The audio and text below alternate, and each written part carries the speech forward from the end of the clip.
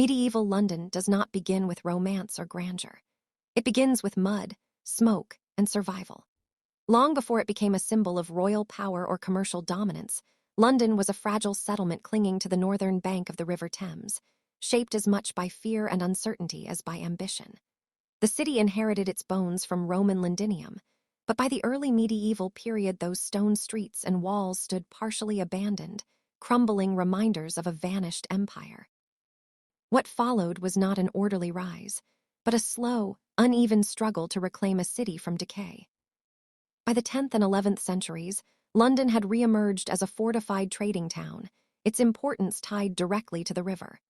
The Thames was its lifeline, wide enough for ships, navigable deep into the interior, and connected to the North Sea and beyond.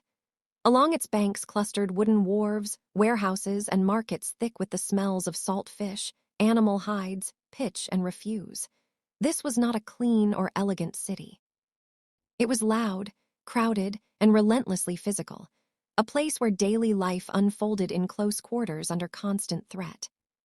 Geographically, medieval London was compact. Encircled by Roman walls and bounded by marshland to the north and west, it forced people inward rather than outward. Streets were narrow, irregular, and often unnamed, bending around property lines rather than following any plan. Houses leaned toward one another across alleyways so tight that sunlight struggled to reach the ground. Upper stories jutted outward, darkening the streets below and trapping smoke, stench, and noise. Politically, London occupied a unique position. Though subject to the English crown, it fiercely guarded its privileges. Kings needed London's money, manpower, and ports. Londoners knew this and negotiated accordingly. Over time, the city won charters granting rights of self-governance, control over trade, and protection from outside interference. This uneasy balance, royal authority on one side, mercantile power on the other, would define London's medieval character. Daily life for most inhabitants was harsh and uncertain. The majority lived at or near subsistence level. Water was drawn from wells or directly from the Thames, which also served as the city's sewer. Waste was thrown into streets or open drains. Disease was not an occasional visitor but a constant presence, flaring into catastrophe whenever conditions aligned. Fire was another ever-present danger. With most buildings constructed of timber and thatch, a single spark could devastate entire neighborhoods. Yet London endured because it mattered. It mattered as a marketplace, where wool from the countryside met merchants from Flanders and the Baltic. It mattered as a political center, hosting royal courts, parliaments, and legal institutions. And it mattered as a symbol, a city that, despite its filth and danger, represented opportunity. People came because the countryside offered little protection from famine, warfare, or feudal obligation. In London, at least, a person might earn wages, join a guild, or disappear into the anonymity of the crowd. From its earliest medieval foundations, London was already defined by tension, between order and chaos, wealth and poverty, freedom and control. These forces would only intensify as the city grew. Medieval London was a city of sharp divisions, visible in its streets, its buildings, and even the clothes its people wore. Society was rigidly hierarchical, yet compressed into a confined space where rich and poor lived closer than comfort allowed. A stone merchant's house might stand beside a rickety tenement packed with laborers, apprentices, and migrants. The contrast was unavoidable, and resentment simmered just below the surface. At the heart of London's social order were the guilds. These powerful associations of craftsmen and merchants controlled trade, regulated quality, and protected their members' interests. To belong to a guild was to have status, security, and a voice in civic affairs. Apprentices entered young, bound by strict contracts. Masters held authority not only over work, but over daily conduct and morality. Guild halls became centers of power, wealth, and influence, shaping the city's economy and politics. Below them stood a vast population of unskilled laborers, dockworkers, porters, servants, and day laborers whose survival depended on physical strength and luck. Their lives were precarious, wages uncertain, and protections few. A bad harvest, a sudden illness, or a downturn in trade could mean hunger or homelessness. Charity existed, but it was inconsistent and often tied to religious institutions. Religion permeated every aspect of life. Churches dominated the skyline, their bells marking time and calling people to prayer. Faith offered meaning in a world filled with suffering, but it also reinforced authority. The church regulated behavior, enforced moral codes, and provided education for the few who could access it. Monasteries and convents acted as centers of learning, charity, and record-keeping, yet they also accumulated vast wealth, sometimes provoking resentment among the laity. Power in London was contested. The crown sought taxes and loyalty, the city sought autonomy and profit. Conflicts erupted when royal demands clashed with urban interests. Riots were not uncommon, sparked by taxation, food shortages, or perceived injustice. Londoners were not passive subjects. They organized, protested, and occasionally rebelled. The city's dense population made collective actions swift and dangerous.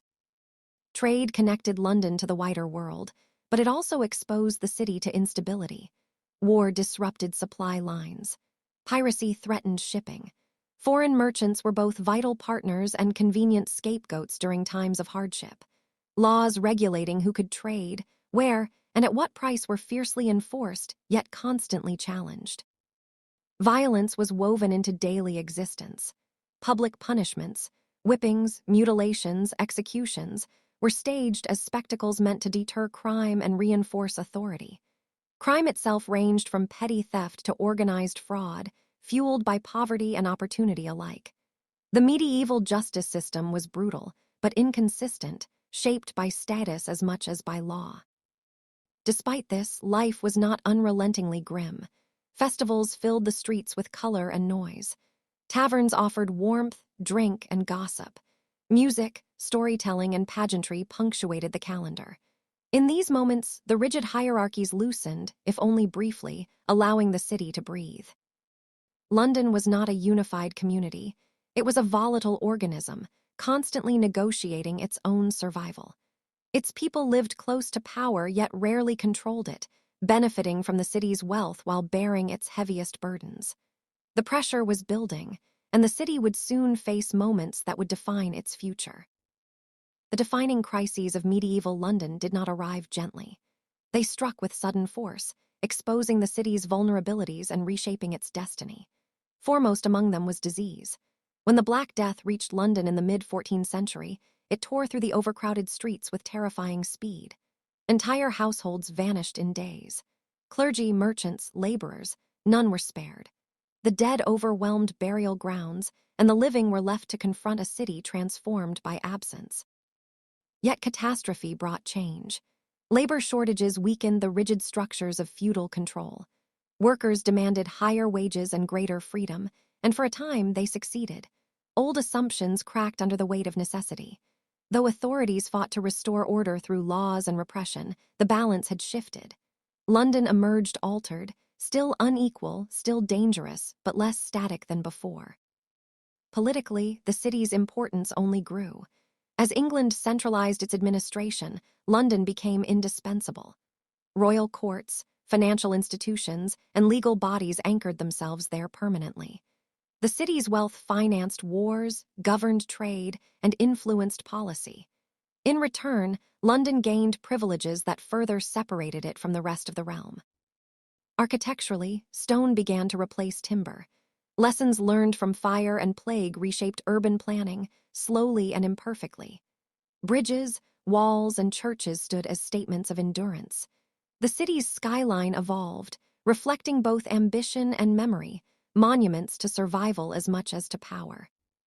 What medieval London leaves behind is not a tale of progress marching steadily forward, but one of resilience forged through hardship. The city did not become great because it was clean, just, or orderly. It became great because it adapted. It absorbed shocks, war, disease, rebellion, and continued to function, driven by trade, population, and an unrelenting will to endure. The shocking truth is this: medieval London was not a backdrop for noble knights or quaint marketplaces. It was a living, grinding engine of human struggle. Its streets were loud with conflict, its air heavy with smoke and fear, its people caught between opportunity and exploitation. And yet, within that chaos, the foundations of the modern city were laid. London today carries the imprint of its medieval past in ways both visible and hidden, in its institutions, its streets, and its restless energy. To understand that past is not to romanticize it, but to recognize how deeply the present is shaped by centuries of survival against the odds. Medieval London was nothing like we imagine, and that is precisely why it mattered.